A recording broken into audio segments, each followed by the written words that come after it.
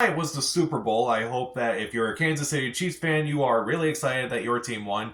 I didn't really pay attention to the game until about the second half, but one thing I did really pay attention to was the amount of movie trailers that we got. Now, every year I gotta get interested in like what trailers are gonna drop during the Super Bowl because it is the most watched event in the entire country every year, and it just seems like that's always a good opportunity to try to like put a spotlight on some movies that are coming out, maybe get another look at a certain movie, maybe even a first look at some of these movies. And yeah, we got a lot of first looks, some that I anticipated.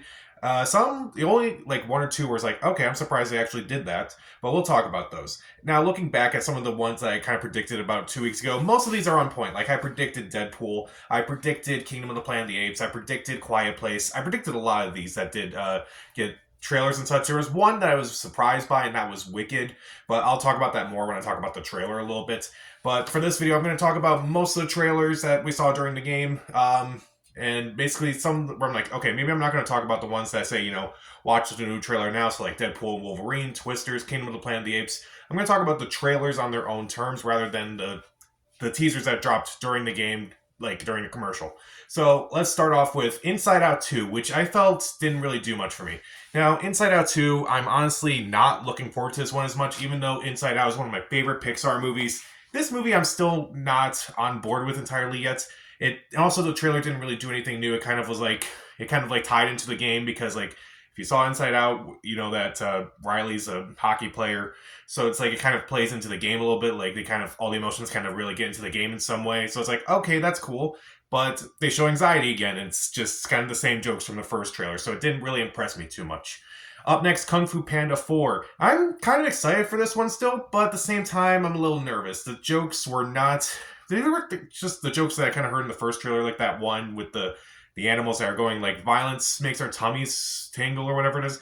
It just wasn't funny the first time. I hope the movie's funnier than what we got from the two commercials that we saw. Next up is Despicable Me 4. Now, you did see the trailer for this movie, which honestly didn't impress me too much a couple weeks ago.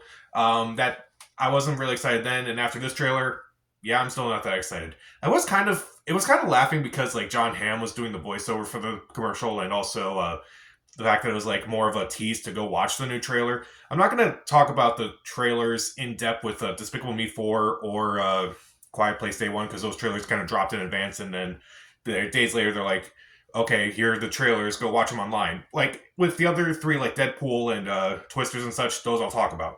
But here, like, I kind of thought the Despicable Me 4 commercial that aired during the Super Bowl was only kind of funny because, like, the AI stuff, and that didn't really, it was kind of funny to me. I don't know why it was, like, it kind of caught me off guard. It's, like, kind of seeing, like, a lot of stuff where it's like, okay, what are you guys doing in this commercial? It's like, okay, it makes sense that this is stuff that Minions would probably look at. So, other than that, it didn't really impress me too much.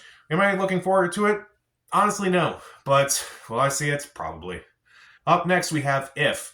Now, the only thing I really like about this commercial is the fact that they have the running joke from The Office where Randall Park appears as John Krasinski. That still makes me laugh, and I'm glad they kind of carried that over from The Office to this. And I'm like, I'm kind of curious, is Randall Park actually in this movie? Because I would be really excited if he was. But other than that, I felt like there wasn't really too much that was new. Maybe we could have seen like who some of these other imaginary friends are voiced by. Maybe see what they're like. I know we've seen Steve Carell already. We've seen Phoebe Waller-Bridge already, but like the voice cast seems incredible. Why not spotlight someone like Matt Damon, Emily Blunt? Why not, why not focus on some of them every once in a while? I don't know why they didn't do that, but it didn't really do much for me because, again, wasn't really too much new. Again, maybe not, maybe you don't have like 30 seconds to like really show off what you want to do, at least with some of the other ones that we're talking about, like Deadpool and Planet of the Apes. Those at least had full trailers, so there's a difference there. But I'll still see it no matter what. Next up, The Fall Guy. This was a 1 minute spot because like they kind of like had it during the pregame, which I feel like that was a bit of a mistake. But they tried to show like how much was in this movie. So basically, everything that you could possibly think of is in this movie, including a Taylor Swift reference. Yeah, one of many that night. The trailer itself was fine. It didn't really make me laugh too much, but I'm still hoping this movie does really well, especially coming off Ryan Gosling and Emily Blunt's Oscar nominations. Maybe it'll get a little cachet from that. But Ryan Gosling clearly looks like he's doing a lot more fun roles. It kind of looks like, imagine like if his character from Drive matched with his character from The Nice Guys.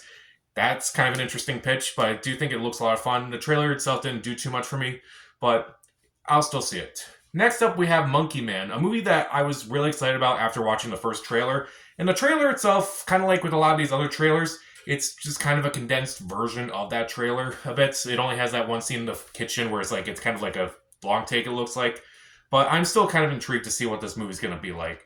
And I do think it's a little bit more effective because I was a little bit more into the action than I was with some of the other ones I mentioned, like Fall Guy and If and such. But I'm still really excited for Monkey Man, and I'm glad they showed a spot during the commercials, during the Super Bowl. Next up, we have A Quiet Place Day One. Now, the first trailer I thought was pretty solid. The 30-second spot, which kind of was like another tease of that trailer, is it was pretty well done. I am fascinated to see how this world kind of plays out on its, on the day of the end of the world, basically. I'm kind of curious to see how Lupita Nyong'o's character really gets into this. We do kind of see Jamon Unsu again, who previously appeared in A Quiet Place 2. So I'm kind of curious to see what happens on day one and what happens afterwards. Does she get involved with the creation of that little island where they all stay and such? I'm curious to see what happens afterwards with this. And I'm kind of curious as well because the director of this is Michael Sarnowski. I believe that's how you pronounce his name. He previously directed the Nicolas Cage movie Pig. So I'm that's kind of an interesting twist. That's kind of an interesting turn to kind of see that director take on something like this. But then again, I'll kind of talk about that with Twisters a little bit. So I'm curious to see what Quiet Place Day 1 is going to be like. Up next is Wicked. Now, admittedly, I was kind of looking forward to this movie and also not looking forward to this movie. I had never seen the musical. I'm not a musical theater person or anything. And this movie seemed like one of those ones that was just in development hell for so long. And I heard that they were going to drop a trailer during the Super Bowl. I'm like, really? This movie comes out all the way out on Thanksgiving. Why show a spot during the Super Bowl? Is to try to, cater to the same people who are watching the game for Taylor Swift? Maybe. But Wicked, honestly, I was somewhat impressed by the visuals. I was impressed by the style of it all. But I was a little annoyed at times because even though I do think there are some visuals that are really cool, like the stuff in the actual wizard's lair and such, some of the visuals kind of look a bit like Oz the Great and Powerful a bit. I remember being excited for that movie when it came out, and then I saw it and didn't really care for it too much.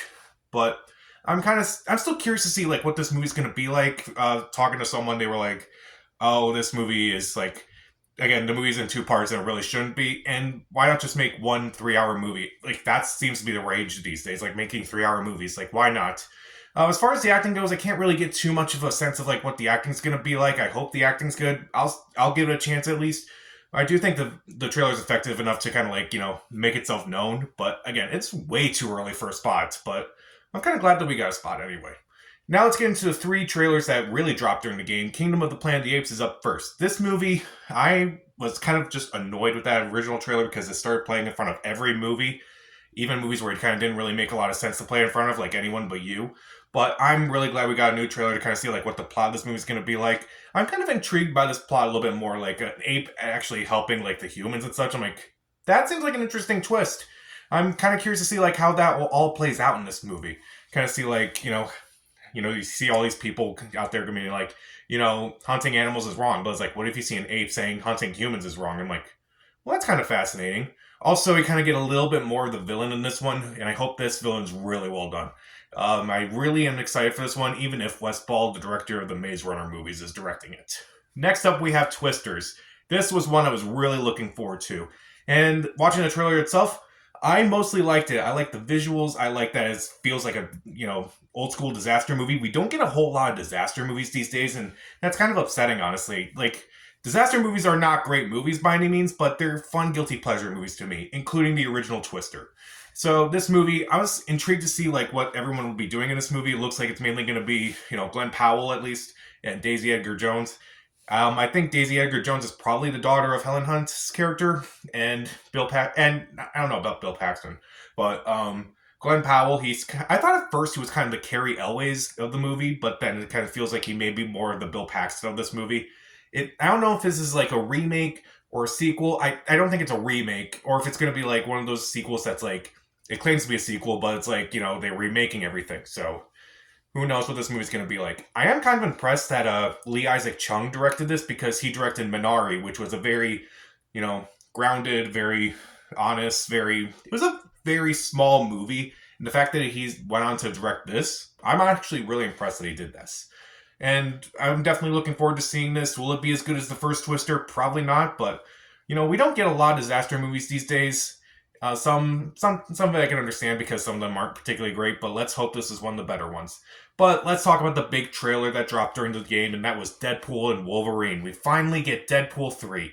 And a lot of people were probably worried, it's like, oh, because it's going to Disney now, are they going to, censor Deadpool, or is he going to be like, gonna be PG-13? Is he gonna be like what he was in X-Men Origins Wolverine?